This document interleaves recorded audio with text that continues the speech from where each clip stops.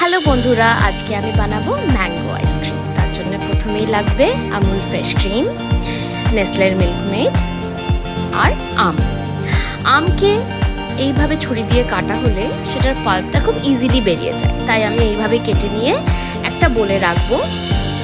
কিছুটা ম্যারিনেশনের জন্য রেখে বাকিটা আমি পিউরি করে নেব এইভাবে।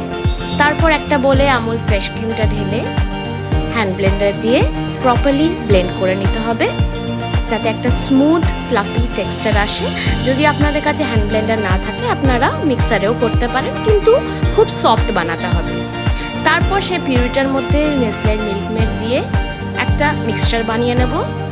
হুইস্কার দিয়ে প্রপারলি জিনিসটাকে মিক্স করবেন যাতে খুব স্মুথ হয় এটাও।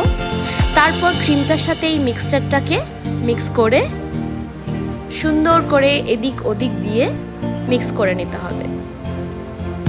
একটা স্মুথ মিক্সচার তৈরি হবে ঠিক এইভাবে। এরপর যে কন্টেনারটায় আপনারা এটা ঢেলে ফ্রিজে রাখতে চান সেটার মধ্যে একটু ফার্স্ট লেয়ার করে, পুরোটা না ঢেলে প্রথম লেয়ারটা ঢেলে তার ওপরে পাল্প দিতে হবে। যে পাল্পটা আমি প্রথমেই আলাদা করে রেখে দিয়েছিলাম সে পাল্পটা দিয়ে দিতে হবে। তারপর সেকেন্ড লেয়ারের জন্য বাকি যে মিক্সচারটা ছিল সেটাও ঢেলে নিতে হবে।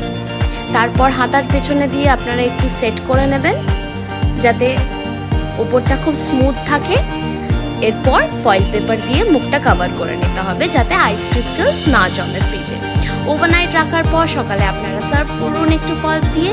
এই রেসিপি ভালো লাগলে আপনারা প্লিজ লাইক, সাবস্ক্রাইব আর শেয়ার করবেন। Thank you.